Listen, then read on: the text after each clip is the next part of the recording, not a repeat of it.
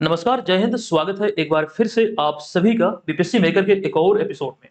दोस्तों, आज की इस वीडियो में अगस्त 2023 महीने के बिहार स्पेशल करंट अफेयर्स के मंथली संग्रह को लेकर हम आपके बीच हाजिर हैं।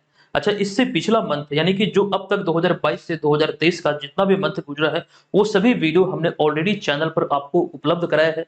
आप जाके वीडियो को देखिए, यहाँ से आपको बहुत सारी चीजें सीखने को मिलेगा और आपकी जो प्रतियोगी परीक्षाएं, खास करके आगामी प्रतियोगी परीक्षाएं, वहां पर आपको भरपूर हेल्प मिलेगा।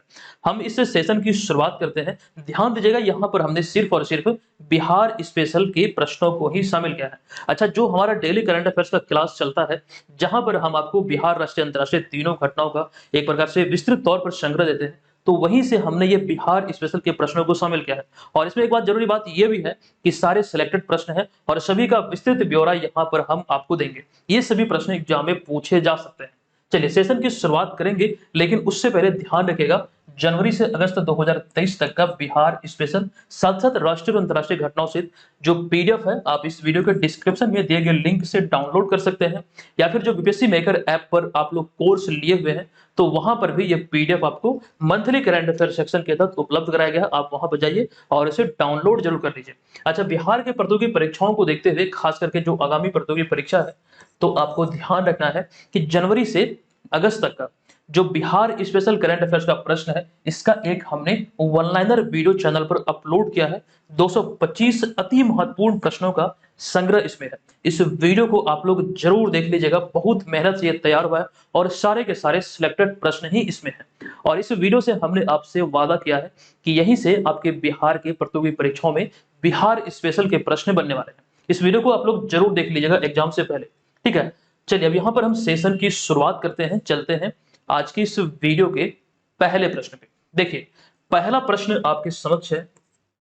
ये प्रश्न है कि हाल ही में नीति आयोग द्वारा जारी एक्सपोर्ट इंडेक्स, यानी कि हिंदी में बात करें तो निर्यात सूचकांक में बिहार को ओवरऑल कौन सा स्थान मिला है। नीति आयोग बीपीएससी का एक फेवरेट टॉपिक है। कई बार यहाँ से हमें एग्जाम में प्रश्न देखने को मिला है। कई बार पूछा जाता है कि नीति आयोग में नीति का फुल फॉर्म क्या है, नीति आयोग की स्थापना कब हुई थी, किसके स्थान पर हुई थी, इसका अध्यक्ष कौन होता है। ये सारी चीजें यहाँ से आपको ध्यान रखना है। जैसे पहले हम इस प्रश्न के बारे में बात कर लेते हैं, जो पूछा गया कि बिहार को ये एक्सपोर्ट इंडेक्स में कौन सा स्थान मिला। देखिए, बिहार को ओवरऑल इस एक्सपोर्ट इंडेक्स में 22वां स्थान मिला है। ये चीजें यहाँ से ध्यान रखिए। इसमें एक आंकड़ा ये भी है कि आपको ये ध्यान रखना है कि बिहार को जो 22वां स्थान मिला निर्यात के मामले में, तो जो भागीदारी है पूरे भारत से जो निर्यात हो रहा है, ऐसे में अगर राज्यों की कैटेगरी में देखें तो महज 0.52% ही भागीदारी है बिहार की। तो इस लिहाज से आपको ध्यान रखना है कि इसमें बिहार को, जो आंकड़ा सामने आया है, इसमें बिहार को 22वें स्थान पर रखा गया है।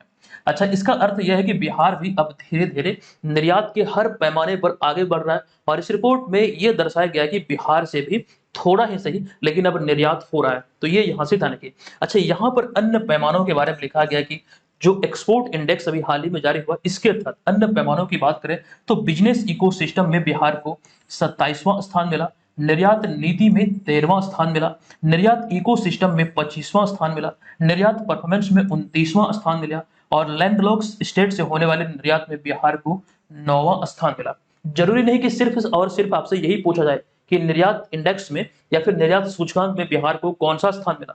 ओवरऑल यहाँ पर आपको ये सारे भी ध्यान रखना है, लेकिन इन सबसे भी इंपॉर्टेंट एक ये है, अगर हम इस निर्यात सूचकांक की बात करें बिहार के जिलों के संदर्भ में, तो इंपॉर्टेंट यहाँ पर यह है कि किस जिले से सर्वाधिक निर्यात हो रहा है। ध्यान रखिएगा, इसका राइट आंसर होगा बेगूसराय जिला। अच्छा, इस पूरे वीडियो को आप ध्यानपूर्वक देखिए। इसी वीडियो से संबंधित एक प्रश्न हम आपको इस वीडियो के अंत में पूछेंगे, जिसका आंसर आपको कमेंट बॉक्स में कमेंट करके देना है। फिलहाल यहाँ से ये सारी चीजें इंपॉर्टेंट है, एग्जाम में पूछे जा सकते हैं। तो इसका जो राइट आंसर होगा, बिहार को इसमें ओवरऑल मिला 22वां स्थान। अब यहाँ पर देखिए, चर्चा हुई थी नीति आयोग के बारे में, तो नीति आयोग की स्थापना कब हुई, ये भी काफी इंपॉर्टेंट है। तो 1 जनवरी 2015 को नीति आयोग की स्थापना हुई थी। अच्छा, इसकी स्थापना जो हुई थी नरेंद्र मोदी के द्वारा किया गया था। योजना आयोग जो 1950 में गठित हुई थी पंडित जवाहरलाल नेहरू के शासन काल में, उसी के स्थान पर इसकी स्थापना की गई। जिस प्रकार से योजना आयोग में जो उसके अध्यक्ष होते थे भारत के प्रधानमंत्री, उसी प्रकार से आप ये ध्यान रखेंगे नीति आयोग में जो इसका अध्यक्ष होता है वो भारत का प्रधानमंत्री होता है। और एक जानकारी ये भी है नीति आयोग से संबंधित कि नीति आयोग में जो नीति शब्द है उसका पूरा नाम क्या होता है, तो national institution for transforming India. चलिए अब यहाँ पर हमारा अगला होगा दूसरा प्रश्न। ये प्रश्न है कि हाल ही में आई एक रिपोर्ट के अनुसार पिछले 65 वर्षों के इतिहास में किस राज्य की बिजली कंपनी पहली बार मुनाफे में आई है। ये आंकड़ा अभी हाल ही में सामने आया है और इसका राइट आंसर जो होगा ये होगा अपना बिहार। देखिए इसके बारे में चीजों को हम विस्तार से देखते हैं। पहला पॉइंट है कि बिहार में लग रहे स्मार्ट बिजली मीटर का ही परिणाम है कि स्थापना के 65 वर्ष के इतिहास में पहली बार जो बिहार की बिजली कंपनी है वो मुनाफे में आई। और रिकॉर्ड के आधार पर या फिर रिपोर्ट के आधार पर देखें तो ये मुनाफा 200 करोड़ से भी अधिक है। ये पहली बार ऐसा हुआ। हालांकि रिपोर्ट में इस बात का भी जिक्र किया गया कि पूरे भारत में बिहार सहित केवल 6 ही राज्य हैं जो इस समय जो नवीनतम रिपोर्ट आई है वो दर्शाता है कि अन्य 6 मतलब कुल 6 राज्य इसमें कह सकते हैं फायदे में है। अच्छा, बिहार राज्य विद्युत बोर्ड की जो गठन हुआ था, इसकी स्थापना की बात करें तो वर्ष 1958 में हुआ था। लेकिन जब से स्थापना हुई थी तब से ये घाटे में ही जा रही थी, बिजली की बहुत ज्यादा चोरी हो रही थी। इसी चीज को मतलब इस कमी को पूरा करने के लिए बिहार सरकार ने 1 नवंबर 2012 को इस बोर्ड को भंग कर दिया और इसका प्राइवेटाइजेशन किया और 5 कंपनियों में इसे वितरित कर दिया, यानी कि 5 कंपनियां गठित की गई। इसका उद्देश्य था वित्तीय घाटे को कम करना। लेकिन ये सफल तब हुआ जब स्मार्ट प्रीपेड यानी कि स्मार्ट बिजली मीटर जो लगाया गया, यानी कि प्रीपेड बिजली मीटर भी आप कह सकते हैं। प्रीपेड का अर्थ होता है कि पहले रिचार्ज कीजिए उसके बाद आपको सेवाएं मिलेगा, ठीक है। अच्छा, पोस्टपेड जो होता है पहले आप सेवा ले लीजिए उसके बाद उसका जो मतलब चार्ज होता है वो जमा कीजिए, ठीक है। ये दोनों में डिफरेंस होता है। चलिए अब यहाँ पर हम चलते हैं अगले प्रश्न पे। ये तीसरा प्रश्न है कि बिहार में जातिगत गणना पर अब रोक अब उच्च न्यायालय ने हटा दिया है। बताएं कि किस तिथि से जातिगत गणना की शुरुआत हुई थी। ये भी बहुत इंपॉर्टेंट है, तो इसका जो राइट आंसर होगा ये होगा विकल्प नंबर सी, यानी कि 7 जनवरी 2023 से इसकी शुरुआत हुई थी बिहार में जातिगत गणना की। तो अभी हाल ही में 1 अगस्त 2023 को बिहार में जो जातिगत जनगणना हो रही थी या फिर गणना हो रही थी, इस पर लगी रोक को पटना हाईकोर्ट ने अब हटा दिया है, ये ध्यान रखिएगा। अच्छा, यहाँ पर दरअसल 4 मई 2023 को पटना हाईकोर्ट की ओर से जातीय गणना पर अंतरिम रोक लगाई गई थी, लेकिन अभी हाल ही में इसे हटा दिया गया और ये डेट आपको ध्यान रखना है 1 अगस्त 2023 को। अच्छा, बिहार के इतिहास में या फिर भारत के इतिहास में हम जनगणना की बात करें तो यहाँ से भी कई बार प्रश्न बने हैं।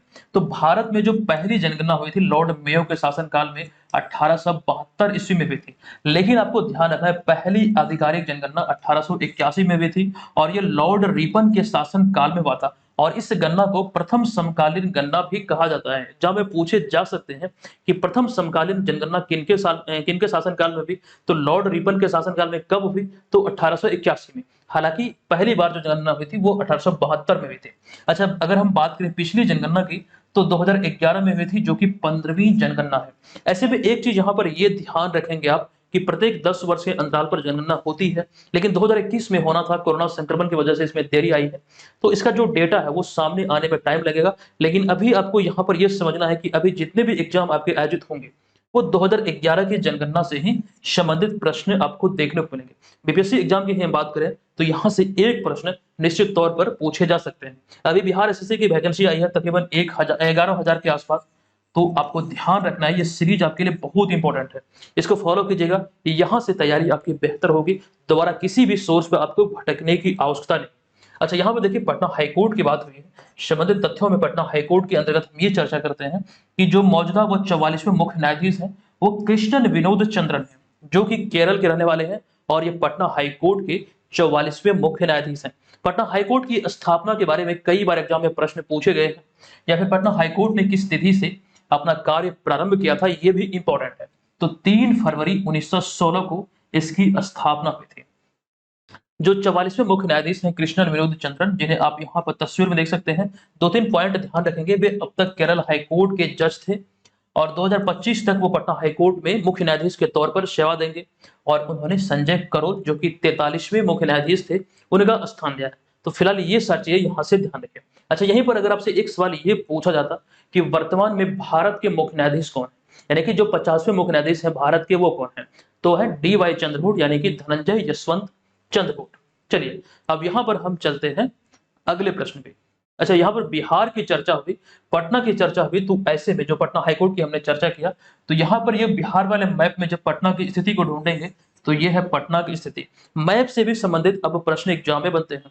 64वीं बीपीएससी एग्जाम में यहाँ से पूछा गया था, 64वीं या फिर 65वीं था, कि जो पटना जिले की जो सीमा है अन्य कितने जिलों के साथ अपनी सीमा को साझा करता है।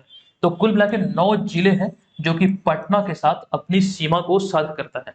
अच्छा, बिहार के बारे में कुछ बेसिक से फैक्ट है जो कि यहाँ पर पुनः आपको रिकॉल करा दूं। जैसे कि बिहार की स्थापना की बात करें तो 22 मार्च, यहाँ पर एग्जैक्ट वो डेट ध्यान रखेंगे, 22 मार्च 1912 को पटना नहीं बल्कि बिहार की स्थापना हुई थी और पश्चिम बंगाल से अलग होकर ये भारत के 12वें राज्य के रूप में अस्तित्व में आया था। ये बहुत इंपॉर्टेंट है, ध्यान रखिएगा। पश्चिम बंगाल से अलग होकर 22 मार्च 1912 को बिहार राज्य अस्तित्व में आया और 12वें राज्य के रूप में अस्तित्व आया। यहाँ पर कुछ चीजें अपडेट हुई है वो देख लेते हैं। जैसे कि आपको ध्यान रखना कि जो वर्तमान में जो राज्यपाल है बिहार के, वो है राजेंद्र विश्वनाथ अर्लेकर। इनसे पहले आपको ध्यान रखना है कि जो बिहार के राज्यपाल थे वो थे फागू चौहान। अच्छा, राजेंद्र विश्वनाथ अर्लेकर की बात करें तो वे गोवा के रहने वाले। मुख्यमंत्री नीतीश कुमार 22वें मुख्यमंत्री हैं और यहाँ से एक जानकारी ये ध्यान रखना है आपको कि अगर हम बतौर मुख्यमंत्री किसी मुख्यमंत्री की बात करें बिहार के, जो सर्वाधिक बार गांधी मैदान में झंडा फहराए हैं उनका नाम है नीतीश कुमार, जो कि बिहार के 22वें मुख्यमंत्री हैं। गांधी मैदान में इन्होंने बतौर मुख्यमंत्री 17 बार झंडा फहराया है और एक रिकॉर्ड ये भी है कि बिहार के मुख्यमंत्री के तौर पर इन्होंने 8वीं बार शपथ ग्रहण किया है। ये सारी बातें यहाँ से आपको समझना है। अच्छा, वहीं पर हम बात करें राज्य का पक्षी गौरैया की, तो अभी हाल ही में 20 मार्च 2023 को विश्व गौरैया दिवस मनाया गया था जिसका थीम था आई लव स्पैरो। इसके अतिरिक्त राज्य के पशु बैल, राज्य का वृक्ष पीपल, राज्य के फूल गेंदा। राज्य के फूल को लेकर मैंने देखा कई सारे छात्र कंफ्यूज करते हैं, तो ध्यान रखेंगे मैरीगोल्ड अर्थात गेंदा जो है वो बिहार का राजकीय फूल है। आप चाहें तो इसका स्क्रीनशॉट जरूर ले लीजिए, ठीक है। अच्छा, यहाँ पर एक जानकारी यह भी है कि जो दो स्वास्तिक के बीच में आप देख रहे हैं ये पौधी वृक्ष, ये बिहार का राजकीय चिन्ह है। इसके अतिरिक्त बिहार का जनसंख्या घनत्व 1106 व्यक्ति प्रति वर्ग किलोमीटर, क्षेत्रफल है 94,163 वर्ग किलोमीटर।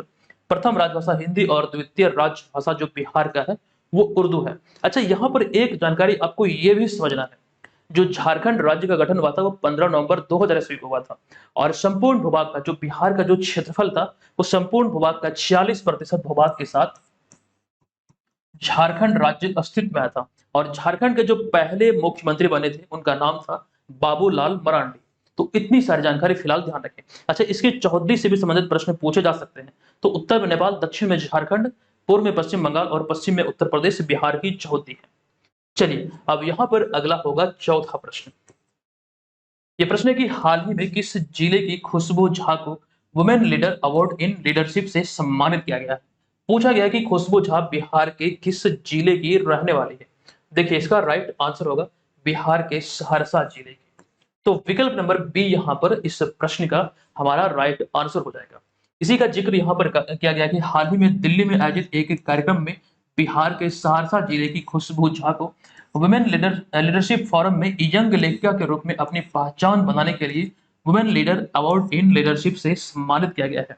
तो यहाँ से दो चीजें पूछा जा सकता है, इनका नाम क्या है और ये किस जिले की रहने वाली है। दो चीजें यहाँ से आप ध्यान रखेंगे।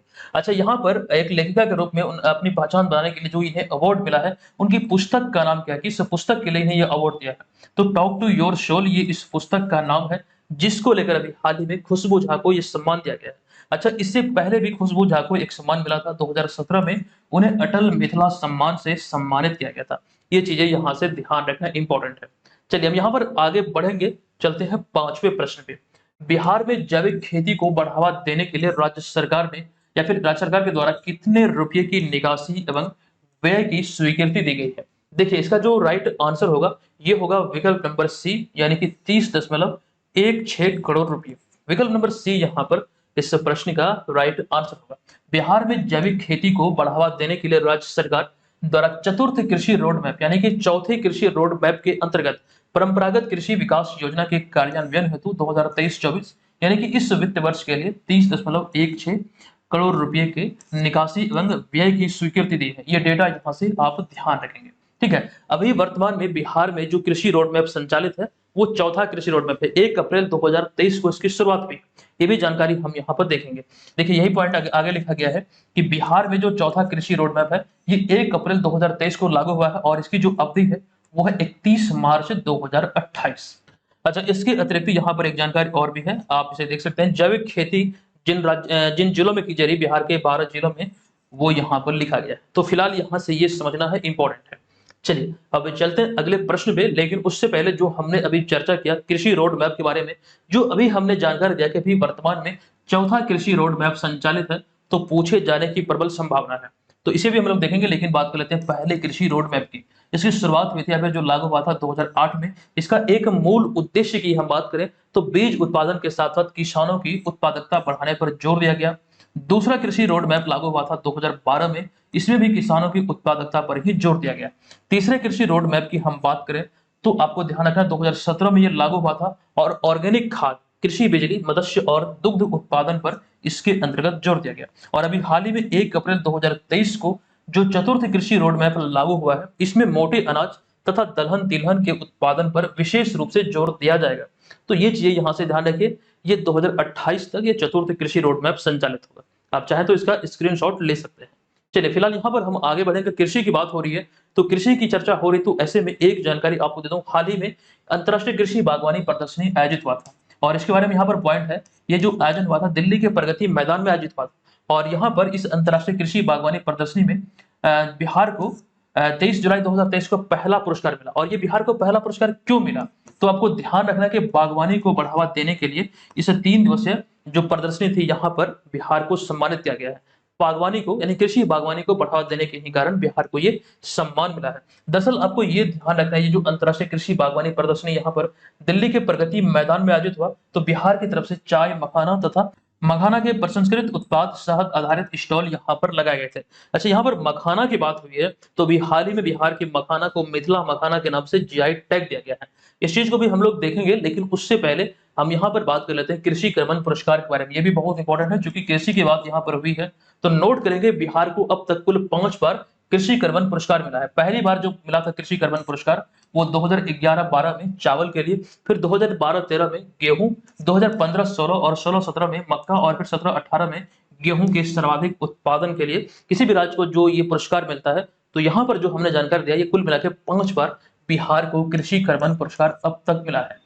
अच्छा, कृषि की बात हुई तो अभी हाल ही में वित्त मंत्री विजय कुमार चौधरी के द्वारा जो 2,61,885 करोड़ रुपए का बजट पेश किया गया, इसमें वित्त वर्ष 2023 से 24 के लिए जो बजट था कृषि के लिए 2,61,000, अच्छा यहाँ पर देखिए 2,61,885 करोड़ रुपए, तो कुल बजट की यहाँ पर बात हो रही है। लेकिन कृषि विभाग के लिए अगर हम बात करें तो 3,639 करोड़ रुपए का प्रावधान कृषि बजट के लिए किया गया। कुल राशि जो है वो है 2,61,885 करोड़ रुपए।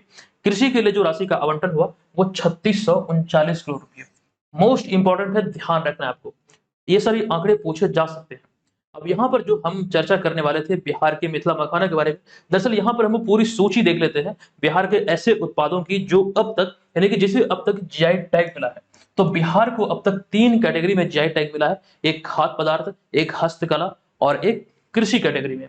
तो खाद्य पदार्थ श्रेणी में सिलाव खाजा को, फिर हस्तकला में सोजनी कढ़ाई, सिक्की ग्रास, मधुबनी पेंटिंग, अल्पिक या फिर खटवा और भागलपुरी सिल्क। वहीं पर कृषि कैटेगरी की बात करें तो शाही लीची, कतरनी चावल, जर्दालू आम, मगही पान, मिथिला मखाना और अभी हाल ही में 2023 में बिहार के मरचा चावल को जीआई टैग मिला। पश्चिमी चंपारण के 6 प्रखंड में मरचा चावल की खेती होती है, लेकिन जीआई टैग मिला है चनपटिया प्रखंड को। तो ये सारी बातें यहाँ से ध्यान रखिए। किसी वस्तु या फिर उत्पाद को जो जीआई टैग मिलता है, इससे उसकी इंटरनेशनल मार्केटिंग आसान होती है, उसे इंटरनेशनल लेवल पे एक अलग पहचान मिलती है। तो इस लिहाज से ये ध्यान रखिए। अच्छा, एक जानकारी यहाँ पर यह भी है, किसी वस्तु या फिर उत्पाद को 10 वर्ष की अवधि के लिए जीआई टैग मिलता है और जीआई टैग रजिस्ट्री का जो मुख्यालय है वो तमिलनाडु की चेन्नई में है। तो फिलहाल यहाँ से आप इतनी सारी जानकारी ध्यान रखिएगा। चलते हम आगे अगले प्रश्न पे। उससे पहले उद्यान निदेशालय भारत सरकार की एक रिपोर्ट आई थी, आई होप कि यहाँ पर आपको क्लियर वो सारी चीजें दिख रही है। तो इसको लेकर भी चीजें हम विस्तार पूर्वक देख लेते हैं, जहां से एग्जाम में प्रश्न बन सकते हैं। देखिए यहाँ पर हमने लिखा है कि लीची, मशरूम, मखाना और लंबी भिंडी के उत्पादन में बिहार देश में पहले स्थान पर है, आलू के उत्पादन में तीसरे स्थान पर, आम और शहद के उत्पादन में चौथे स्थान पर, केला के उत्पादन बिहार अब 7वें स्थान पर है। अच्छा, प्रतिशतता के दृष्टिकोण से चीजों को यहाँ पर हमने जो आंकड़े हैं वो यहाँ पर शामिल किया है। इस चीज को आप हल्के में बिल्कुल नहीं लीजिएगा। यहाँ से प्रश्न निश्चित तौर पर पूछे गए हैं स्टेट विशेष एग्जाम में, तो बिहार में भी पूछे जाने की प्रबल संभावना है। आपको यहाँ पर समझना है कि जो प्रमुख उत्पाद है उसके उत्पादन में बिहार किस स्थान पर है, इस तरह से भी चीजें एग्जाम में बनते हैं। चलिए, अब यहाँ पर हमारा अगला प्रश्न है कि नीति आयोग द्वारा जारी एक्सपोर्ट इंडेक्स यानी कि एक्सपोर्ट इंडेक्स में निर्यात के मामले में बिहार का कौन सा जिला राज्य में शीर्ष स्थान में है। देखिए, अभी प्रश्न थोड़ी देर पहले आया था, एक्सपोर्ट इंडेक्स जो जारी हुआ, यहाँ पर पूछा गया कि बिहार का कौन सा जिला निर्यात के मामले में अव्वल रहा या फिर शीर्ष स्थान पर रहा है। हमने अभी जानकारी दिया कि जो बिहार का बेगूसराय जिला है वो अव्वल रहा है। यही प्रश्न के बारे में यहाँ पर कुछ जानकारी है। हमने जानकारी आपको दिया था कि बिहार इसमें ओवरऑल 22वें स्थान पर रहा और बिहार की जो भागीदारी है निर्यात में वो 0.52% और बेगूसराय जिला पूरे बिहार में अव्वल रहा है निर्यात के मामले में। 0.52% बिहार की भागीदारी है। ठीक है, चलिए नेक्स्ट प्रश्न है, 7वां प्रश्न है कि हाल ही में बिहार के किस जिले की रोहिणी झा मिसेज इंडिया 2023 से चुनी गई है। तो रोहिणी झा बिहार के सहरसा की रहने वाली है। तो विकल्प नंबर यहाँ पर इस प्रश्न का जो राइट आंसर होगा वो हो जाएगा ए। देखिए, उसी का जिक्र यहाँ पर किया गया कि हाल ही में गोवा में मिसेज इंडिया 2023 प्रतियोगिता का आयोजन किया गया। इस प्रतियोगिता का खिताब सहरसा जिले की रोहिणी झा ने अपने नाम किया। रोहिणी झा की बात करें तो पटना के प्रतिष्ठित बीएन कॉलेज में इंग्लिश डिपार्टमेंट की असिस्टेंट प्रोफेसर। देखिए, बीएन कॉलेज पटना यूनिवर्सिटी के अंतर्गत आता है और यहीं पर ये कार्यरत है। इससे पहले मई 2023 में हमने जानकारी आपको दिया था कि सहरसा जिले की रोहिणी झा मिस नहीं बल्कि मिसेज बिहार चुनी गई है। तो ये भी यहाँ पर आप ध्यान रखेंगे, मिसेज बिहार 2023 का खिताब रोहिणी झा ने अपने नाम किया। लेकिन एक इंपॉर्टेंट जानकारी यह है, ये प्रतियोगिता पटना में आयोजित हुई थी, लेकिन आपको ये भी नोट करना कि अगस्त 2023 में गोवा में आयोजित मिसेज इंडिया 2023 प्रतियोगिता में ये मिसेज इंडिया 2023 चुनी गई। कौन? सहरसा जिले की कौन? तो रोहिणी झा। ये सारी बातें ध्यान रखें। नेक्स्ट, अब यहाँ पर देखिए, हाँ उसी का जिक्र यहाँ पर हमने कर दिया है। मैसेज बिहार की जो हमने चर्चा किया वो यहाँ पर लिखा गया है, आप देख सकते हैं। और इनका लक्ष्य क्या है वो भी मैं बता दूं। इनका लक्ष्य था मिसेज इंडिया चुने जाना, तो वो मिसेज इंडिया के लिए चुने जा चुके हैं और जो उनका अंतिम लक्ष्य है वो है मिसेज यूनिवर्स चुना जाना। तो ये भी आप ध्यान रखेंगे। अच्छा, यहाँ पर सौंदर्य प्रतियोगिता की बात हुई तो 71वीं मिस यूनिवर्स प्रतियोगिता के विजेता के बारे में यहाँ पर आपको जानकर दे दूं कि अमेरिका के न्यू ऑरलियंस शहर में अभी हाल ही में प्रतियोगिता आयोजित हुई, 71वीं मिस यूनिवर्स प्रतियोगिता। तो यहाँ पर अमेरिका की आर बोनी गैब्रियल जो इस प्रतियोगिता की विजेता चुनेगी। 72वां जो है ये मतलब मिस यूनिवर्स प्रतियोगिता ये अल सल्वाडोर में आयोजित होना है। चलिए, फिलहाल यहाँ पर हम चलते हैं अब अगले प्रश्न पे। ये प्रश्न है कि परिवहन विभाग द्वारा जारी हालिया आंकड़े जो कि अगस्त 2023 के आधार पर या फिर इसके अनुसार ई चालान से राजस्व अर्जित करने के मामले में बिहार कौन से स्थान पर पहुंच गया है। देखिए, ई चालान के माध्यम से राजस्व अर्जित करने के मामले में बिहार अब पहले स्थान पर नहीं, पहले लेवल के 5वें स्थान पर पहुंच गया। देखिए, किसी भी विकल्प में यहाँ पर 5वां नहीं लिखा गया है, तो उपयुक्त में से कोई नहीं इस प्रश्न का राइट आंसर होगा, अर्थात विकल्प नंबर डी। अच्छा, यहाँ पर देखिए हमने लिख दिया है कि बिहार अब 5वें स्थान पर पहुंच गया है। तो परिवहन मंत्रालय की एक रिपोर्ट के आधार पर हम देखें, नवीनतम आंकड़ों के आधार पर देखें जो अगस्त 2023 में आई थी, तो बिहार ई चालान से राजस्व अर्जित करने के मामले में अब 5वें स्थान पर पहुंच गया है। अच्छा, इस रिपोर्ट की बात करें तो ये पिछले 6 महीने पर आधारित है, जिसके बारे में यहाँ पर ये सारी बातें कही गई है। अच्छा, इस दौरान बिहार में ई चालान के माध्यम से 138 करोड़ रुपए जुटाए गए, जो क्रमशः राजस्थान, उत्तर प्रदेश, हरियाणा, महाराष्ट्र के बाद 5वें स्थान पर आता है। यानी कि जो प्रथम 4 राज्य है उनमें पहले स्थान पर राजस्थान है, दूसरे स्थान पर उत्तर प्रदेश, तीसरे स्थान पर हरियाणा और चौथे स्थान पर महाराष्ट्र, 5वें स्थान पर अपना बिहार। तो कुल मिलाकर यहाँ पर यह ध्यान है कि 138 करोड़ रुपए जुटाए गए हैं। ये पिछले 6 महीने की रिपोर्ट पर आधारित थी जो कि अगस्त 2023 में आए थे। अच्छा, यहाँ पर कुछ महत्वपूर्ण सूचकांक के बारे में जानकारी आपको दी गई है, बिहार के संदर्भ में है, पूछे जा सकते हैं। ध्यान पूर्वक सभी को देखिए, एग्जाम में पूछे जाने की संभावना है। एक्सपोर्ट इंडेक्स की बात करें जो भी हाल ही में आई थी, हमने बताया कि 22वें स्थान पर बिहार रहा और जिलों में बेगूसराय आगे रहा। इसके अतिरिक्त सकल घरेलू उत्पाद अर्थात जीडीपी की बात करें तो शीर्ष स्थान पर रहा और आपको ध्यान रखना ग्रोथ रेट रहा 10.64%। स्मार्ट प्रीपेड मीटर इंस्टॉलेशन के मामले में बिहार शीर्ष स्थान पर रहा। और फिर अगला है ई राजस्व अर्जित करने के मामले में बिहार शीर्ष स्थान पर रहा है। इसके अतिरिक्त national multi dimensional poverty index यानी कि राष्ट्रीय बहुआयामी गरीबी सूचकांक की बात करें, इसमें आबादी के हिसाब से जो गरीब राज्य हैं उसमें बिहार सबसे पहले स्थान पर रहा और दूरसंचार घनत्व के मामले में बिहार सबसे पीछे है। हालांकि इसमें सबसे जो आगे है वो है दिल्ली, राष्ट्रीय राजधानी दिल्ली। और वहीं भी एक और है पोषण जागरूकता सूचकांक 2023 अभी हाल ही में आई थी, इसमें बिहार सबसे पीछे है। पोषण जागरूकता सूचकांक में सबसे आगे है पंजाब। तो यहाँ पर आप इसका स्क्रीनशॉट ले सकते हैं। नेक्स्ट नवा प्रश्न है कि अमृत भारत स्टेशन योजना के तहत देश भर के जिन 508 रेलवे स्टेशन के पुनर्विकास कार्य की आधारशिला रखी गई है उनमें बिहार के कितने रेलवे स्टेशन शामिल है। मोस्ट इंपॉर्टेंट है, इसमें बिहार के 49 रेलवे स्टेशन शामिल है, यानी कि 49। विकल्प नंबर सी यहाँ पर इस प्रश्न का राइट आंसर होगा। कुल मिलाकर ध्यान रखिए कि नरेंद्र मोदी ने 6 अगस्त 2023 को वीडियो कॉन्फ्रेंसिंग के माध्यम से अमृत भारत स्टेशन योजना के तहत देश भर के 508 रेलवे स्टेशन के पुनर्विकास की आधारशिला रखी। बिहार के संदर्भ में यह ध्यान रखना आपको, इसमें 508 रेलवे स्टेशन में से बिहार के 49 रेलवे स्टेशन इसमें शामिल है। ठीक है। अच्छा, इसके अतिरिक्त अन्य राज्यों की बात करें तो यहाँ पर आप देख सकते हैं उत्तर प्रदेश और राजस्थान से 55-55, उसके बाद महाराष्ट्र से 44, पश्चिम बंगाल से 37, मध्य प्रदेश से 34, असम से 32, उड़ीसा से 25, पंजाब से 22, कुछ इसी प्रकार से ये क्रम है, आपको यहाँ से ध्यान रखना है। बिहार से 49 यानी कि 49।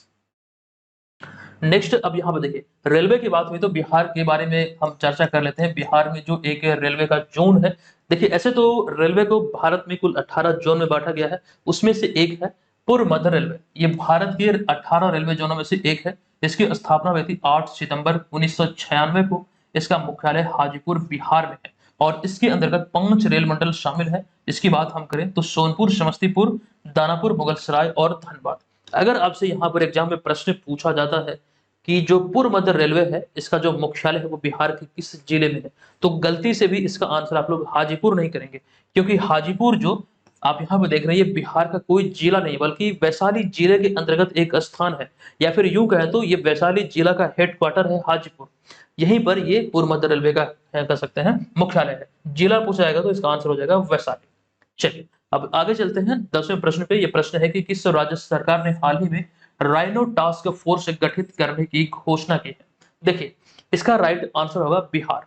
अभी हाल ही में बिहार सरकार ने ये राइनो टास्क फोर्स गठित करने की घोषणा की है। आपको ध्यान रखें कि बिहार में बाघों की संख्या में बढ़ोतरी होने के बाद बिहार सरकार ने राइनो टास्क फोर्स के गठन की घोषणा की है ताकि गेंडों को यानी कि राइनो को संरक्षित किया जा सके। अच्छा, जो रिपोर्ट आई थी, जो यहाँ पर हमने लिखा कि बिहार में बाघों की संख्या में बढ़ोतरी हुई, नवीनतम रिपोर्ट के आधार पर बिहार में अब बाघों की संख्या बढ़कर हो गई है वीटीआर में यानी कि वाल्मीकि नगर टाइगर रिजर्व में ये हो गई 54।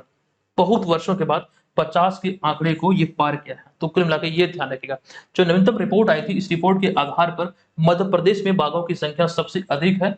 आंकड़ों के आधार पर यहाँ पर 785 बाघ है और कुल मिला के बात यहाँ पर यह है कि पूरे भारत में जो बाघों की नवीनतम संख्या नए डेटा के आधार पर वो है 3682 यानी कि 3682।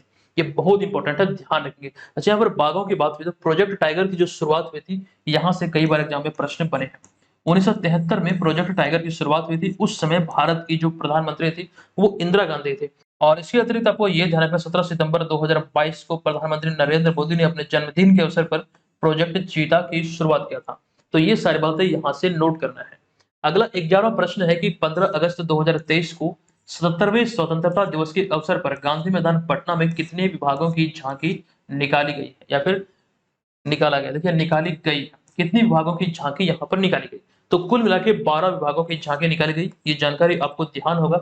और ये 12 विभागों की झांकी कौन कौन सी है वो यहाँ पर हमने लिखा है। बहुत छोटा जगह थोड़ा सा कमी था, इस वजह से यहाँ पर छोटा छोटा लिखा गया। तो 15 अगस्त को यह 77वां स्वतंत्रता दिवस मनाया गया और इस अवसर पर 12 विभागों की झांकी निकाली गई। आप यहाँ पर 12 विभागों के झांकियों का नाम देख सकते हैं। आप चाहे तो इसका स्क्रीनशॉट जरूर ले लीजिए। आगे के प्रश्न में हम ये भी देखेंगे कि इसमें से किस विभाग की झांकी को पहला पुरस्कार मिला, किसे दूसरा पुरस्कार मिला और किसे तीसरा। फिलहाल यहाँ पर इसे स्किप करते हुए चलते हैं अगले प्रश्न पे। ये प्रश्न है कि किस राज्य सरकार ने हाल ही में राइनो टास्क फोर्स गठित। देखिए यहाँ पर लगता है ये प्रश्न दोबारा यहाँ पर आ गया है। तो हमने जानकर दिया था कि अभी हाल ही में बिहार सरकार ने ये राइनो टास्क फोर्स गठित करने की घोषणा किया। देखिए उसी के बारे में यहाँ पे जिक्र किया गया है, ऑलरेडी ये प्रश्न हो चुका है। हम चलते हैं अगले प्रश्न पे। अगला प्रश्न है कि आजादी के अमृत महोत्सव के तहत क्रांति तीर्थ कार्यक्रम का आयोजन बिहार में कहाँ किया गया है। देखिए इसका राइट आंसर होगा विकल्प नंबर सी, यानी कि चंद्रगुप्त प्रबंध संस्थान पटना में भी हाल ही में इसका आयोजन किया गया है। आजादी के अमृत महोत्सव यानी कि आजादी का 75 वर्ष पूरा होने के उपलक्ष्य में पूरे भारत में इसे अमृत महोत्सव के तौर पर सेलिब्रेट किया जा रहा था। आप सभी को मालूम है और इसी के तहत क्रांति तीर्थ श्रृंखला का आयोजन पूरे भारत में किया जा रहा है, पूरे देश में किया जा रहा है। और इसी क्रम में बिहार की राजधानी पटना में 40 दिनों तक चलने वाली ये क्रांति तीर्थ कार्यक्रम का आयोजन चंद्रगुप्त प्रबंध संस्थान में किया गया। कुल मिलाकर ये यहाँ से आपको ध्यान रखना है और इसका जो आयोजन है ये भी पूछे जा सकते हैं। तो पटना में इस कार्यक्रम का आयोजन संस्कार भारती बिहार प्रदेश एवं institute of social and cultural studies के संयुक्त तत्वाधान में यहाँ पर किया गया। तो ये इसका मतलब आयोजक है, तो ये नोट करेंगे। नेक्स्ट 14वां नंबर प्रश्न है कि निम्नलिखित में से किस राज्य में हाल ही में टुगेदर वी आर्ट कला प्रदर्शनी का शुभारंभ किया गया। देखिए टुगेदर वी आर्ट कला प्रदर्शनी का शुभारंभ अभी हाल ही में बिहार में किया गया है। भारत के पास जो G20 की अध्यक्षता है इसी के तहत इसका आयोजन यहाँ पर किया गया।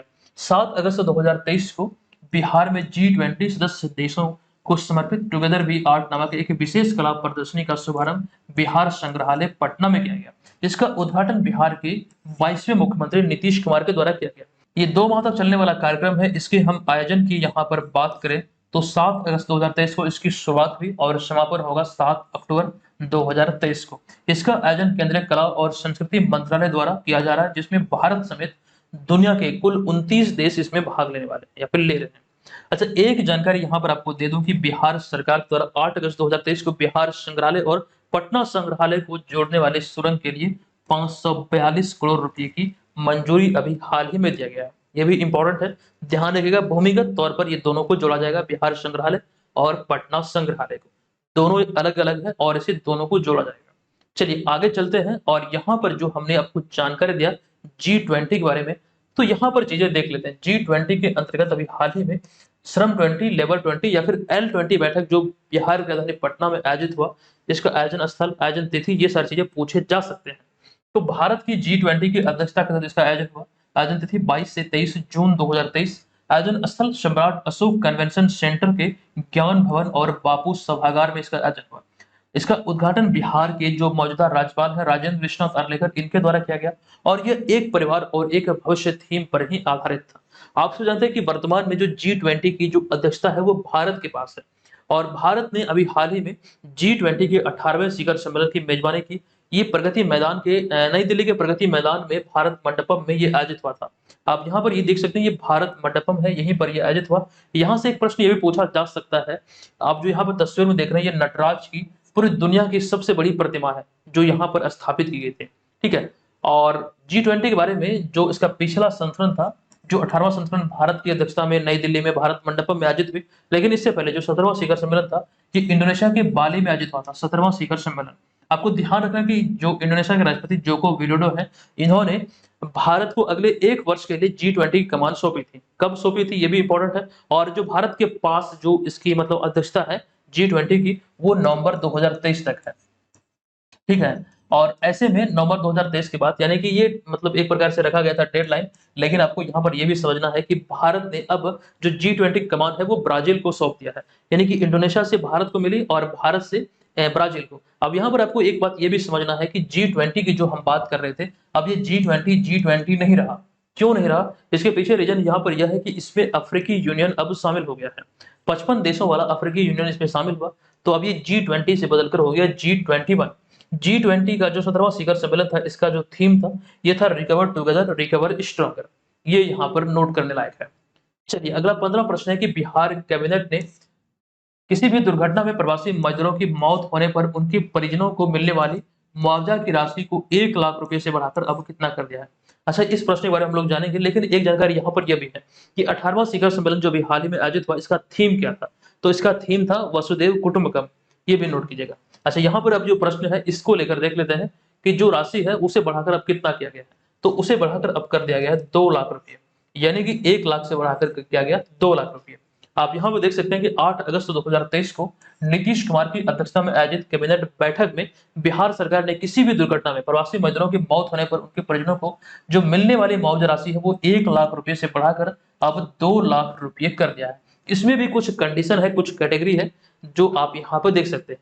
मृत्यु होने पर 1 लाख रुपये, पूर्ण अपंगता पर 75,000 रुपये, आंशिक अपंगता पर 37,500 रुपये बिहार सरकार द्वारा दुर्घटना अनुदान स्वरूप दिया जाता है, जिसे बढ़ाकर अब कर दिया गया है 2 लाख 1,50,000 और 50,000 रुपये क्रमशः। तो ये यहाँ पर नोट करना है। अच्छा, यहाँ पर एक जानकारी एक्स्ट्रा शामिल हो गया, ये अभी हमने थोड़ी देर पहले ही पिछले प्रश्न में आपको बताया था। चलिए इसे स्किप करते हुए हम यहाँ पर आगे चलते हैं। अच्छा, यहाँ पर जो मज़दूरों की बात हुई, जो यहाँ पर हमने चर्चा किया, तो इसके अंतर्गत मज़दूरों की बात हुई, तो ऐसे में एक जानकारी ये ध्यान रखिए, मनरेगा मज़दूर को जो दैनिक मज़दूरी दिया जाता है, उसको लेकर एक रिपोर्ट अभी हाल ही में आई थी। तो यहाँ पर आपको समझना है कि बिहार और झारखंड में पिछले साल की तुलना में लगभग 8% की इसमें बढ़ोतरी की गई है। हम बात कर रहे हैं दैनिक मज़दूरी की। दोनों राज्यों में किसी मनरेगा मज़दूर को जो दैनिक मज़दूरी पहले मिलती थी, वो 210 रुपये निर्धारित थी। लेकिन अब इसे बढ़ाकर कर दिया गया है 228 रुपये। किसी भी मतलब मज़दूरों को जो न्यूनतम राशि मिलती है, वो अब कर दिया गया 228 रुपये। लेकिन यहाँ पर आपको ये भी समझना है कि हरियाणा में सबसे अधिक दैनिक मज़दूरी है किसी भी मनरेगा मज़दूर के लिए 357 रुपये। लेकिन मध्य प्रदेश और छत्तीसगढ़ की बात करें तो यहाँ पर सबसे कम है 221 रुपये, वर्तमान में सबसे कम यहीं पर है।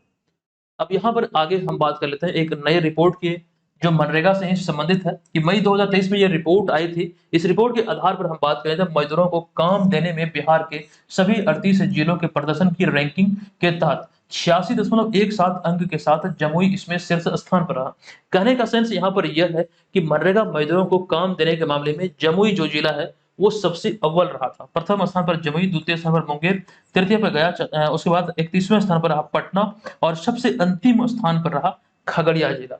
खगड़िया जिला को अंतिम 38वां स्थान मिला। राजधानी पटना को 30वां स्थान।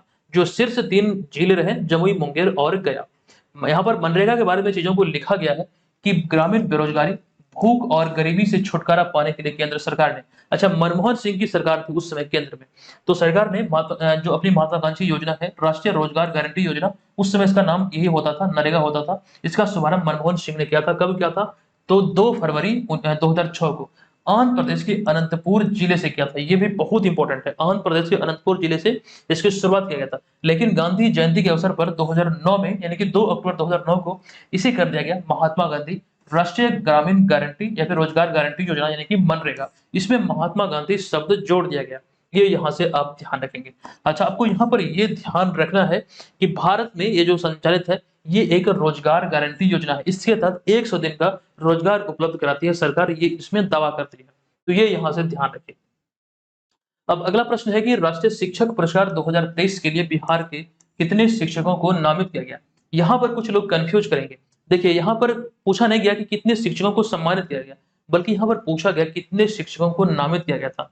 तो 6 शिक्षकों को बिहार सरकार की तरफ से राष्ट्रीय शिक्षक पुरस्कार 2023 के लिए कुल 6 शिक्षकों की सूची भेजी गई थी। उनमें से 3 शिक्षक को पुरस्कार मिला, वो हम आगे देखेंगे, लेकिन फिलहाल यहाँ पर बात कर लेते हैं नॉमिनेशन की। तो राष्ट्रीय शिक्षक पुरस्कार 2023 के लिए पूरे भारत से 152 शिक्षकों को विभिन्न राज्यों से नामित किया गया, जिसमें बिहार के 6 शिक्षक शामिल हैं। जो चयनित शिक्षकों को 5 सितंबर 2023 को शिक्षक दिवस के अवसर पर सम्मानित किया गया। अच्छा, ये जानकारी हम ऑलरेडी आपको दे चुके हैं। सितंबर महीने वाला जब ये वीडियो आएगा तो ये 3 शिक्षक कौन है जिन्हें सम्मान मिला, वो हम आपको जरूर बताएंगे। पिछले वर्ष के बारे में आपको बता दूं कि पिछले वर्ष 2022 में बिहार के 2 शिक्षक को यह सम्मान मिला, पटना के निशी कुमारी और त्रिवेणीगंज सुपौल के सौरभ सुमन। जो कि 46 शिक्षक जो पूरे भारत से चुने गए, उसमें बिहार के 2 शिक्षक थे। ये यहाँ पर आप देख सकते हैं। नेक्स्ट 17 नंबर प्रश्न है कि बिहार सरकार ने जीविका को अब शहरी क्षेत्रों में भी काम करने की जिम्मेदारी दी है या फिर इसकी घोषणा की है। बताएं कि जीविका योजना की शुरुआत कब हुई थी? तो जीविका योजना की शुरुआत 2006-7 में हुई थी। विकल्प नंबर सी यहाँ पर इस प्रश्न का राइट आंसर होगा। विश्व बैंक की सहायता से इसकी शुरुआत हुई थी। यही यहाँ पर लिखा गया कि बिहार सरकार ने महिला सशक्तिकरण को बढ़ावा देने के उद्देश्य से 2006 में, या फिर कई जगहों पर 2006-7 भी आपको लिखा मिलेगा, इस चीज के लिए ध्यान रखिएगा। तो 2006-7 में जीविका योजना की शुरुआत विश्व बैंक के सहयोग से या फिर विश्व बैंक की आर्थिक सहायता से इसकी स्थापना की थी। बिहार सरकार जीविका को अब शहरी क्षेत्रों में भी काम करने की जिम्मेदारी देने की घोषणा की है। दरअसल मौजूदा समय में जीविका जो कार्य करती है वो ग्रामीण क्षेत्रों में ही कार्य करती है। ग्रामीण क्षेत्रों में स्वयं सहायता समूह बनाकर या फिर इसमें आपको ध्यान रखें इसी तरह ये कार्य संचालित होती है। ये चीजें यहाँ से आप ध्यान रखेंगे। अच्छा, यहाँ पर जीविका की बात हुई तो जीविका से संदर्भित एक जानकारी ये है कि गांधी मैदान पटना में जो 77वें स्वतंत्रता दिवस के अवसर पर कुल 12 विभागों की झांकी निकाली गई, तो इसमें जीविका से भी संबंधित एक झांकी थी। यहाँ पर लिखा गया है कि जीविका दीदियों के द्वारा संचालित सामुदायिक पुस्तकालय सह कैरियर विकास केंद्र की झांकी इसमें निकाला गया था। कुल 12 विभागों की झांकी बारे में जो हमने जानकर दिया, तो ये जीविका से संबंधित वो आप नोट करेंगे।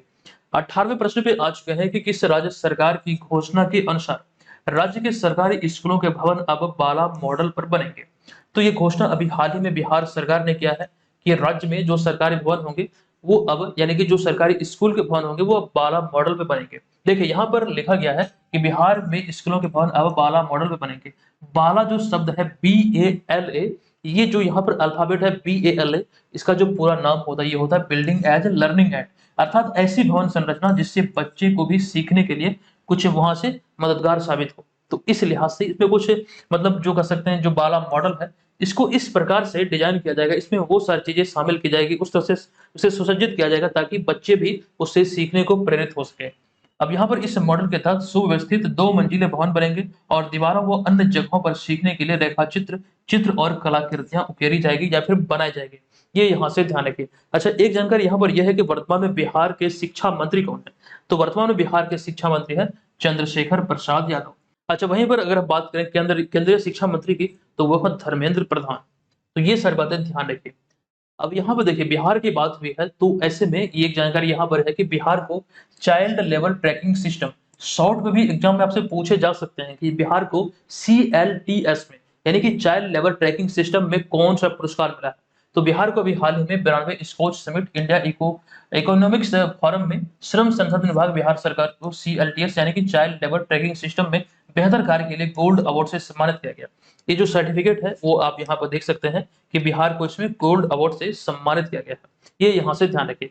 चाइल्ड लेबर ट्रैकिंग सिस्टम के माध्यम से बाल श्रमिकों को या फिर जो आपको ध्यान रखना बाल श्रम करने वाले बच्चों की जानकारी रखने में मदद मिल रही है और इसके गिरोह का पता लगाकर इसे सरकार समाप्त कर रही है। इसी के बेहतर संचालन के लिए अभी हाल ही में ये बिहार को अवार्ड मिला है।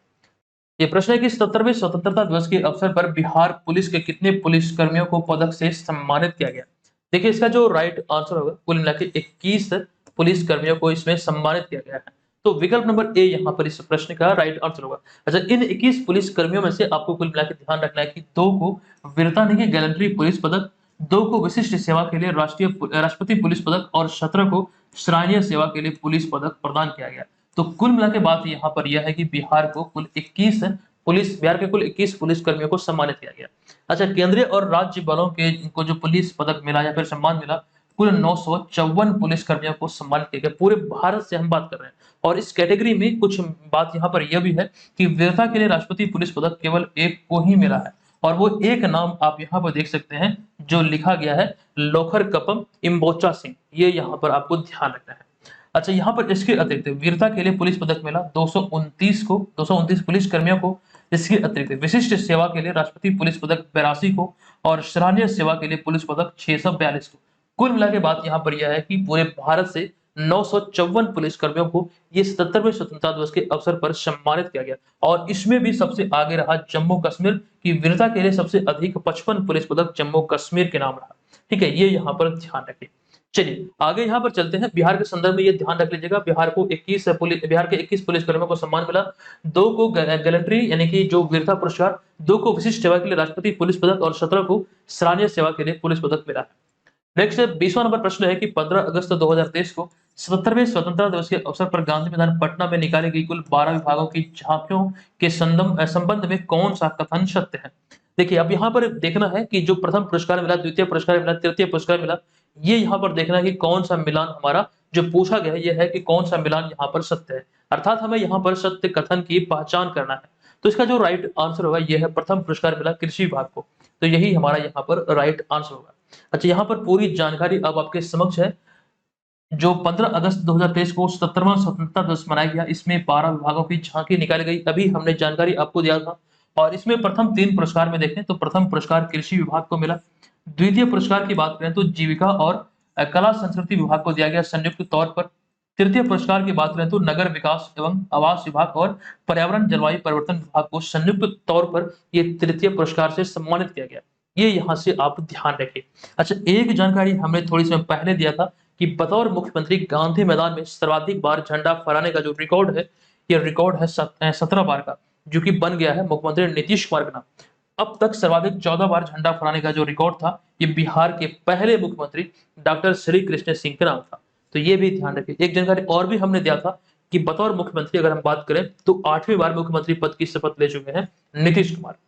चलिए आगे चलते हैं और आपको जानकारी ये दे दूं कि बतौर प्रधानमंत्री लाल किला पर सर्वाधिक बार झंडा किसने फहराया है।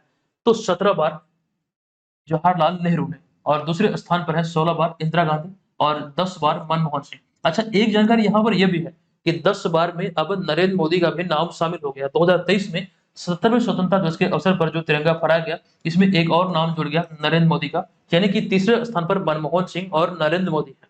ठीक है, लेकिन वहीं पर अगर हम बात करें बतौर मुख्यमंत्री की, तो नीतीश कुमार 17 बार और बतौर प्रधानमंत्री नरेंद्र मोदी 10वीं बार। ये 2023 के बारे में यहाँ पर हमने अपडेट कर दिया है। चलिए आगे चलते हैं। अब यहाँ पर देखिए, जो 15 अगस्त को 77वें स्वतंत्रता दिवस के अवसर पर जो झांकी निकाली गई, वही पुनः यहाँ पर शामिल है। आप चाहें तो देख सकते हैं, स्क्रीनशॉट ले सकते हैं। फिलहाल यहाँ पर हम चलेंगे अगले 21 नंबर प्रश्न पे। ये प्रश्न है कि 15 अगस्त 2023 को सुलभ इंटरनेशनल के संस्थापक बिंदेश्वर पाठक का निधन हो गया है। बताएं कि वे बिहार के किस जिले के मूल निवासी थे। देखिए, इसका जो राइट आंसर होगा, बिंदेश्वर पाठक बिहार के मूल रूप से वैशाली जिले के निवासी थे, जो कि सुलभ इंटरनेशनल के संस्थापक थे।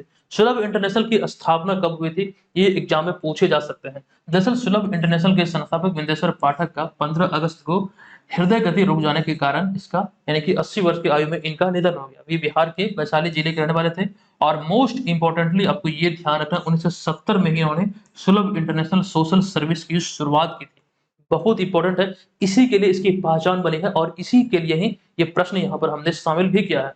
तो ये इंपॉर्टेंट है, पूछे जा सकते हैं। उन्हें वर्ष 1991 में भारत के तीसरे सर्वोच्च सम्मान पद्म भूषण से सम्मानित किया गया था और 2001 में अंतर्राष्ट्रीय अक्षय ऊर्जा संगठन के द्वारा उन्हें अक्षय ऊर्जा पुरस्कार से भी सम्मानित किया गया। तो मूल रूप से इस फाउंडेशन की स्थापना कब हुई, कब इन्हें ये भारत के तीसरे सम्मान पद्म भूषण से सम्मानित किया गया, और ये बिहार के किस जिले के रहने वाले थे। ये 3-4 फैक्ट यहाँ पर इंपॉर्टेंट है। नेक्स्ट है कि हाल ही में जारी सकल घरेलू उत्पाद यानी कि जीडीपी सेक्टर में 10.64 वृद्धि दर के साथ कौन सा राज्य या फिर केंद्र शासित प्रदेश पूरे भारत में अव्वल रहा है। राइट आंसर होगा बिहार, इस मामले में प्रथम स्थान पर रहा है। जो नवीनतम रिपोर्ट है उसकी यहाँ पर हम बात कर रहे हैं। देखिए, पहला स्थान बिहार को मिला है, ये आपको ध्यान रखना है। और जो बिहार की जो वृद्धि दर रही, जो बिहार की ग्रोथ रेट रही, वो रही 10.64%। अच्छा, यहाँ पर प्रथम 3 स्थान की बात करें, प्रथम 3 राज्य या फिर केंद्र शासित प्रदेश की बात करें, तो पहले स्थान पर बिहार, दूसरे स्थान पर असम और तीसरे स्थान पर दिल्ली रहा। अच्छा, बिहार को जो उपलब्धि हासिल हुई वो प्राथमिक सेक्टर में बेहतर काम करने के लिए, यानी कि जो प्राथमिक क्षेत्र है इसमें बेहतर काम करने के लिए बिहार को ये सम्मान मिला है। तो ये अगर यहाँ पर हम बात करें प्राथमिक सेक्टर की, तो देखिए यहाँ पर हम इसे किस प्रकार से समझ सकते हैं। दरअसल हमने एक जानकारी आपको दिया है अर्थव्यवस्था की संरचना के बारे में। अर्थव्यवस्था की संरचना के अंतर्गत अगर हम अर्थव्यवस्था को डिवाइड करें, तो इसमें 3 कैटेगरी में इसे बांटा जा सकता है, प्राथमिक क्षेत्र, द्वितीयक क्षेत्र और तृतीयक क्षेत्र। जब यहाँ पर आप प्राथमिक क्षेत्र पर नजर डालेंगे, तो उसका यहाँ पर जिक्र किया गया कि अर्थव्यवस्था का यह वह क्षेत्र होता है जो कि प्राकृतिक संसाधनों का सीधा उपयोग करता है। उदाहरण के लिए कृषि, वानिकी, मछली पकड़ना आदि, ये सभी जो है ये प्राथमिक क्षेत्र के अंतर्गत रखा गया है। और द्वितीयक क्षेत्र की बात करें तो द्वितीयक क्षेत्र में वस्तुओं का विनिर्माण इसमें होता है या फिर इससे ये संबंधित है। जैसे उदाहरण के लिए विद्युत उपकरण का निर्माण करना, जितने भी विद्युत उपकरण है ये आपको ध्यान रखना द्वितीयक क्षेत्र के अंतर्गत आता है। जिसमें आप उदाहरण के दृष्टिकोण से देखें तो विद्युत उपकरण का निर्माण करना, खाद निर्माण करना, कपड़ा उत्पादन, हस्तशिल्प उद्योग आधारित, ये सभी चीजें जो है ये द्वितीयक क्षेत्र में ही आता है। लेकिन तृतीयक क्षेत्र की बात करें तो ये सेवा प्रदाता है, यानी कि इसमें सेवा प्रदान किया जाता है, जैसे कि सरकार की तरफ से परिवहन या फिर भंडारण, संचार, बैंक सेवाएं, ये सभी व्यापार आदि, ये सभी इसमें शामिल है। मतलब कुल मिला के बात यहाँ पर यह है कि सेवाएं प्रदाता, मतलब सेवाएं प्रदान की जाती है तृतीयक क्षेत्र के अंतर्गत। तो हमने जो यहाँ पर आपको जानकारी दिया, प्राथमिक सेक्टर में बेहतर काम करने के लिए बिहार को अवार्ड मिला है। तो प्राथमिक क्षेत्र वह क्षेत्र होता है जिसमें आपको ध्यान रखना है प्राकृतिक संसाधनों का मतलब कि डायरेक्टली इस्तेमाल किया जाता है, वो होता है प्राथमिक क्षेत्र। नेक्स्ट प्रश्न है कि ऊर्जा मंत्री आर के सिंह द्वारा किस जिले के बाढ़ में बाढ़ सुपर थर्मल पावर प्रोजेक्ट के यूनिट 2 का उद्घाटन किया गया। तो राइट आंसर होगा, ये संबंधित है पटना जिले से। विकल्प नंबर ए यहाँ पर इस प्रश्न का राइट आंसर होगा। 18 अगस्त 2023 को केंद्रीय विद्युत नवीन और नवीनकरणीय ऊर्जा मंत्री आर के सिंह द्वारा बिहार के राजधानी पटना के बाढ़ में सुपर थर्मल पावर प्रोजेक्ट के 660 मेगावाट की यूनिट 2 का उद्घाटन कर राष्ट्र को यह समर्पित किया गया। अच्छा, यहाँ पर बिहार के पटना जिले के बाढ़ की बात हुई है। कुछ समय पहले मीडिया में ये बातें चली थी कि जो बाढ़ क्षेत्र है उसे बिहार का 39वां जिला बनाया जाएगा। ये बातें आपको ध्यान रखना है। अच्छा, अगर यहाँ पर आपसे प्रश्न पूछा है कि बिहार का सबसे नया जिला कौन सा है, तो बिहार का सबसे नया जिला है अरवल, 38वां जिला। चलिए अगला हमारा यहाँ पर 24वां नंबर प्रश्न है कि बिहार में जीविका द्वारा संचालित कितनी दीदी की रसोई को राज्य में पहली बार आईएसओ सर्टिफिकेट मिला है? जीविका की दीदी आपसे जानते हैं कि बिहार के सरकारी अस्पतालों में मूल रूप से संचालित है और ये पहली बार हुआ है कि इसे आईएसओ सर्टिफिकेट मिला है। तो कुल मिला के बात यहाँ पर है कि 5 जीविका की दीदी की रसोई को अभी हाल ही में जीविका दीदी की रसोई को अभी हाल ही में ये सम्मान मिला है।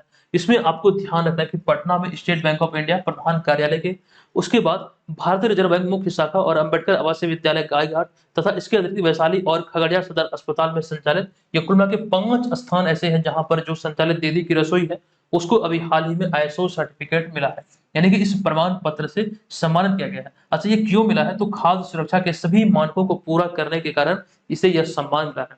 अब यहाँ पर सवाल ये उठता है कि जीविका की शुरुआत कब हुई थी? ये तो आप जान चुके हैं, जो सम्मान मिला यहाँ तो इसकी चर्चा हो गई। अच्छा, यहाँ पर दीदी की रसोई की हम बात करेंगे, लेकिन उससे पहले जो हमने आपको बोला कि जीविका की शुरुआत कब हुई थी, अभी थोड़ी देर पहले हमने आपको जानकारी दिया था कि 2006-7 में विश्व बैंक की सहायता से इसकी शुरुआत हुई थी। अच्छा, अब यहाँ पर देख लेते हैं दीदी की रसोई। दीदी की रसोई इस योजना के अंतर्गत बिहार राज्य के सरकारी अस्पतालों में कैंटीन में जीविका दीदियों के द्वारा खाना बनाकर उपलब्ध कराया जाता है। तो ये इसका मूल उद्देश्य है और इस दीदी की रसोई योजना की जो शुरुआत हुई थी 2018 में वैशाली के एक अस्पताल से ही की गई थी।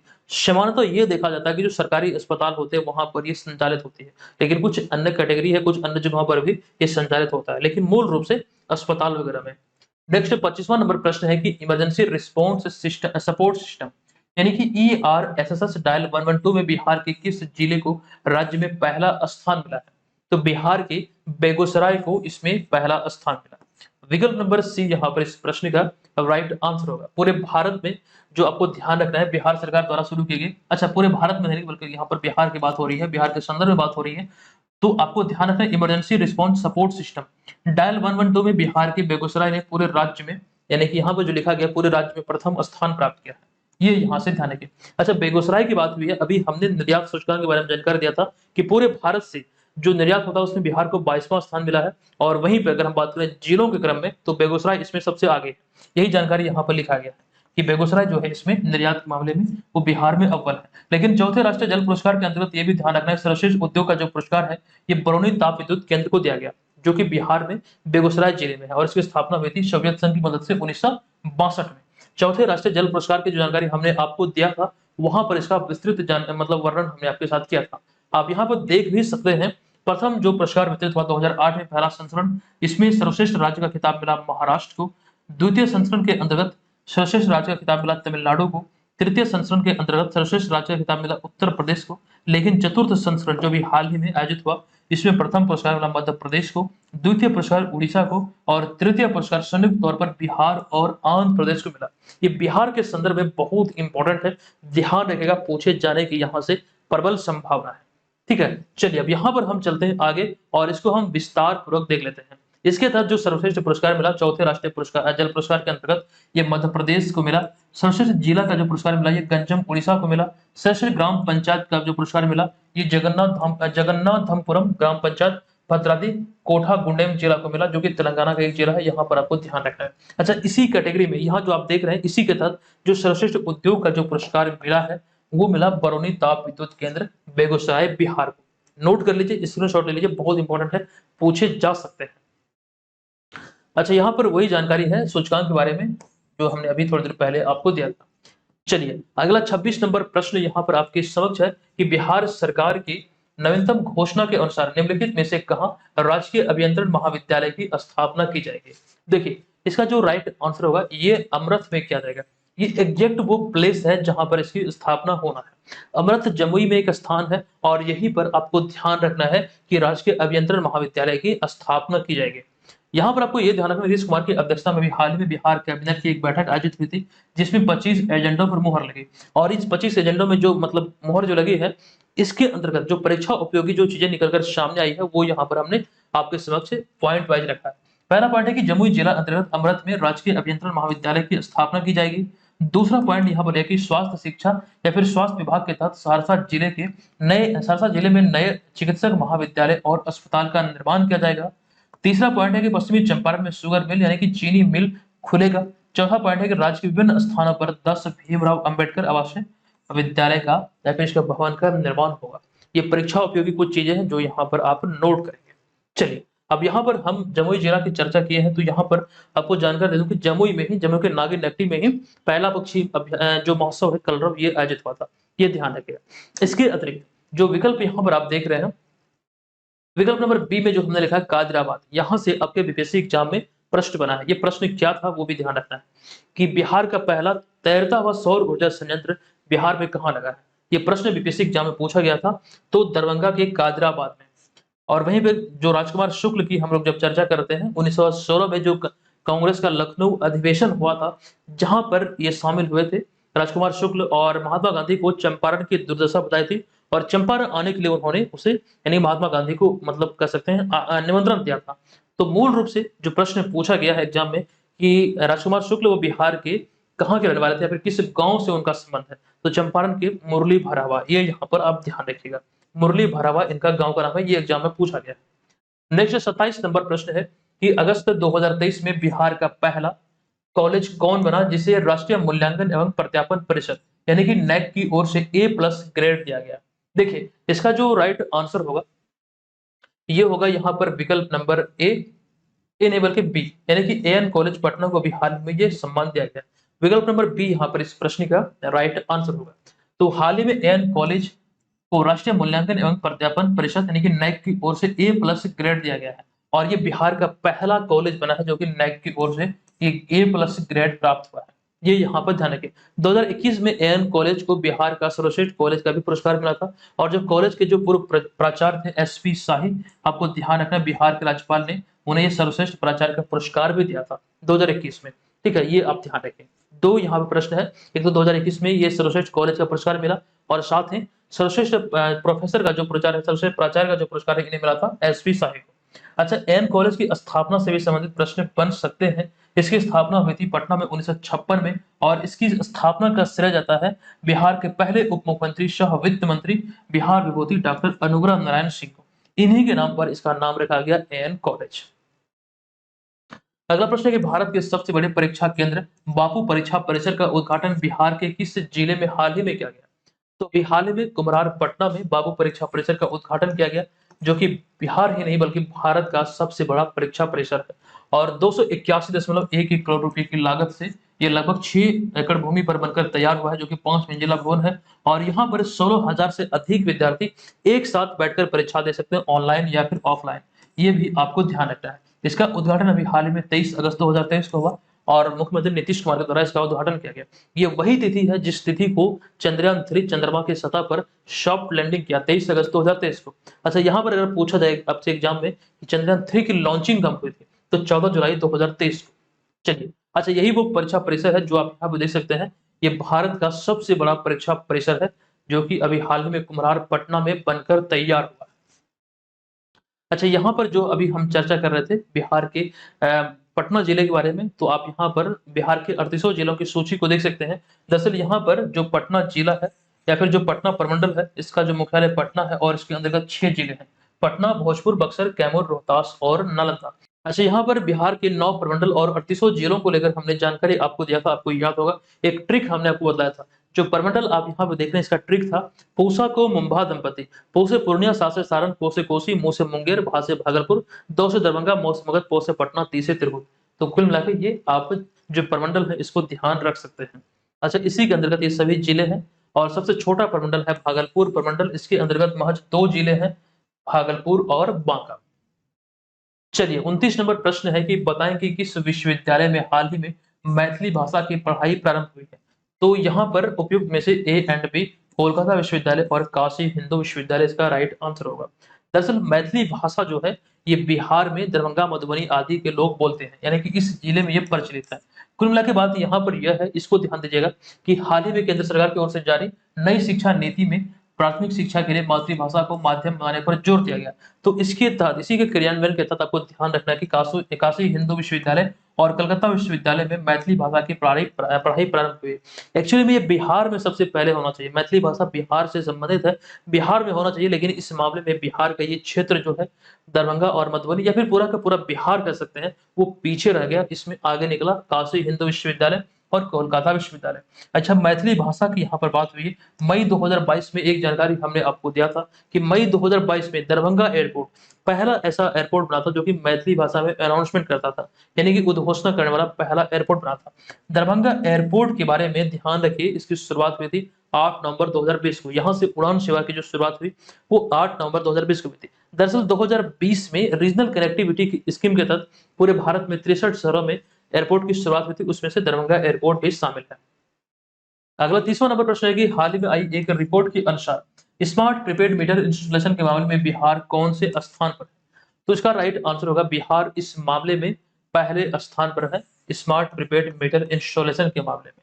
ध्यान रखिएगा, उसके बारे में यहाँ पर चीजें दर्शाई गई है, चीजें आपके समक्ष है।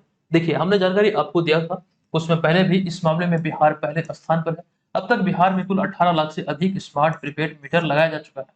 2025 तक ये लक्ष्य रखा गया इस कार्य को पूरा करने का। अच्छा, बिहार विद्युत बोर्ड का जो गठन हुआ था वो 1998 में हुआ था, अभी हमने जानकारी दिया था। स्थापना के 65 वर्षों तक ये घाटे में जा रहा था। 2012 में इस बोर्ड को भंग करते हुए 5 कंपनियां गठित की गई। इसका एक उद्देश्य ये था कि वित्तीय घाटा को कम करना, और नवीनतम जो रिपोर्ट आई इसमें लगभग 200 करोड़ रुपए का मुनाफा हुआ है। नेक्स्ट यहाँ पर प्रश्न है कि चीन में आयोजित 11वें एशियन जूनियर वुशु चैंपियनशिप 2023 में भारत का प्रतिनिधित्व कर रहे बिहार के किस खिलाड़ी ने रजत पदक अर्थात सिल्वर मेडल जीता है? तो राइट आंसर यहाँ पर इस प्रश्न का हो जाएगा ऑप्शन नंबर बी, यानी कि राहुल कुमार। राहुल कुमार ने अभी हाल ही में यहाँ पर रजत पदक अर्थात सिल्वर मेडल अपने नाम किया है, और ये प्रतियोगिता 17 से 20 अगस्त 2023 तक मकाऊ चीन में आयोजित हुआ था। ये 11वां एशियन जूनियर वुशु चैंपियनशिप का आयोजन था, यानी कि इसका 11वां संस्करण था। अच्छा, यहाँ पर देखिए एशियन गेम्स की बात हुई तो पहला एशियन गेम्स कहाँ आयोजित हुआ, इससे संबंधित चीजें हम यहाँ पर अब देखते हैं, पूछे जा सकते हैं यहाँ से। अच्छा, एशियन गेम्स के बारे में जानने से पहले यहाँ पर एक और प्रश्न है, उसे देख लेते हैं। ये प्रश्न है कि चीन के ग्वांगझू में 23 सितंबर 2023 से होने वाले एशियन गेम्स के लिए बिहार के कितने खिलाड़ियों का चयन भारतीय राष्ट्रीय टीम में किया गया है? तो इसका राइट आंसर है कुल 3 खिलाड़ियों का चयन भारतीय राष्ट्रीय टीम में किया गया है। ये यहाँ से ध्यान रखिए, इसमें रग्बी से पटना की श्वेता शाही, तलवारबाजी में छपरा की आकाश, और पारा एथलेटिक्स यानी कि हाई जंप में, इस कैटेगरी में पारा एथलेटिक्स के हाई जंप में जमुई के शैलेश कुमार इसमें शामिल है। तो ये यहाँ से आपको ध्यान रखना है। अच्छा, वर्तमान में बिहार बिहार राज्य खेल प्राधिकरण है, इसका जो महानिदेशक है वो है रविंद्रन शंकरन। तो इसको लेकर एक जानकारी हमने आपको ये दिया था कि बिहार राज्य खेल प्राधिकरण को जो कानूनी मान्यता मिला वो 25 मार्च 2023 को मिला था, यानी कि ये मान्यता मिलने के बाद बिहार राज्य खेल प्राधिकरण कोई भी फैसला लेने के लिए, खास करके खेल और खिलाड़ियों से संबंधित, अब बिहार सरकार पर आश्रित रहने की जरूरत नहीं है। अच्छा, जो अभी हम आपको जानकारी दे रहे थे कि महानिदेशक जो है रविंद्रन शंकरन, इनके अनुसार बात करें जो डेटा है तो 2006 के बाद आपको ध्यान रखना 2023 में अर्थात 17 साल के बाद बिहार के किसी खिलाड़ी का चयन एशियन गेम्स के लिए हुआ है। ये काफी इंपॉर्टेंट है, हमें लगता है कि यहाँ से एग्जाम में प्रश्न बन सकते हैं। अच्छा, यहाँ पर एशियन गेम्स की बात हुई तो एशियन गेम्स के बारे में चीजें आपके समक्ष है। एशियन गेम्स यानी कि एशियाई खेलों का जो उद्घाटन है ये 1951 में भारत की राजधानी नई दिल्ली या फिर दिल्ली में हुआ था। कब हुआ था? 1951 में। ये पहला संस्करण था जिसमें भारत 51 पदक जीतकर जापान के बाद दूसरे स्थान पर रहा था। जापान इसमें पहले स्थान पर रहा, भारत 51 पदक के साथ दूसरे स्थान पर रहा। और दूसरी बार भारत में 1982 में नई दिल्ली में एशियाई खेलों का आयोजन किया गया था। आपको यहाँ पर यह भी ध्यान रखना कि भारत ने अभी तक सिर्फ 2 ही बार एशियाई खेलों की मेजबानी की है। इसकी शुरुआत जो हुई थी 1951 में हुई थी, तथा प्रत्येक 4 वर्ष के अंतराल पर ये आयोजित होता है। तो फिलहाल यहाँ से ये सारी चीजें ध्यान रखना है। आगे बढ़ते हैं, एक और प्रश्न है, देख लेते हैं कि हाल ही में जारी पोषण जागरूकता सूचकांक 2023 में बिहार किस स्थान पर रहा? तो पोषण जागरूकता सूचकांक में बिहार की हम बात करें तो बिहार इसमें रहा है सबसे अंतिम स्थान पर, यानी कि विकल्प नंबर सी यहाँ पर इस प्रश्न का राइट आंसर होगा। आपको यहाँ पर यह ध्यान रखना है कि पंजाब इस मामले में यानी कि पोषण जागरूकता सूचकांक में शीर्ष स्थान पर रहा, जबकि बिहार इस मामले में 10% यानी कि औसत से जो औसत रहा पूरे भारत का उसमें 10% कम स्कोर करते हुए सबसे निचले स्थान पर रहा। तो ये यहाँ पर आपको ध्यान रखें, ये सारे आंकड़े एग्जाम में पूछे जा सकते हैं। अच्छा, एक जानकारी आपको देता हूँ, बहुत सारे लोग क्विज को अटेंड नहीं करते हैं। ये बिल्कुल फ्री है, एप्लीकेशन पे हजारों की संख्या में 20,000 30,000 25,000 कई बार 40,000 पे लोग डेली बेसिस पर इसको ज्वाइन करते हैं, एकदम से फ्री में है। करंट अफेयर्स के वहां पर जो क्विज उपलब्ध होते हैं आपसे ज्वाइन कीजिए, वहां से आपकी तैयारी बेहतर होगी। इसका एक रैंक भी जारी होता है, रैंक के माध्यम से आप जान पाएंगे आपकी तैयारी का स्तर क्या है, और इसका हमने वहां पर एक्सप्लेनेशन भी आपको दिया है। तो टेस्ट को सबमिट कीजिए, यानी क्विज को सबमिट कीजिए, उसका एक्सप्लेनेशन पढ़िए, चीजें वहां से सुनियोजित तरीके से आपको रेगुलर वे में मिल रही है।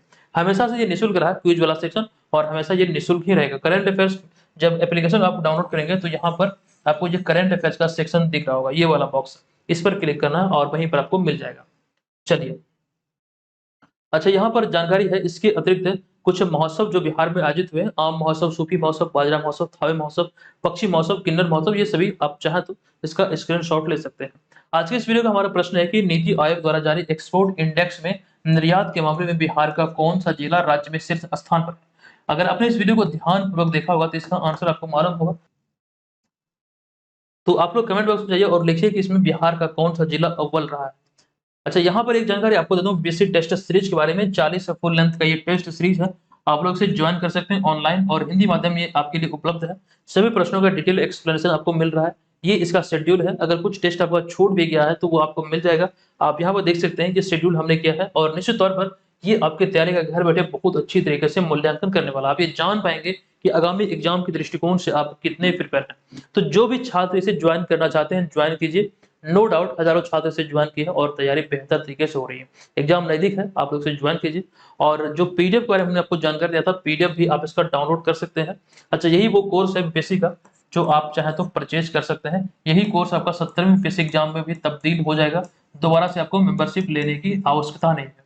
ठीक है, तो दोस्तों आज की इस सेशन को हम यहाँ पर समाप्त करते हैं। मिलेंगे आपसे नेक्स्ट वीडियो में। बोलते बोलते थोड़ा सा गला दर्द देने लगा, तो हम इस वीडियो को यहाँ पर समाप्त करते हैं। प्रश्न हमने यहाँ पर पूरा किया। ये सभी वैसे प्रश्न थे जो एग्जाम में पूछे जा सकते थे, सारे सिलेक्टेड प्रश्नों का ही संग्रह था। तो आई होप कि आपको यहाँ पर बहुत मजा आया होगा। चलिए मिलते हैं नेक्स्ट वीडियो में, तब तक के लिए धन्यवाद। जय हिंद।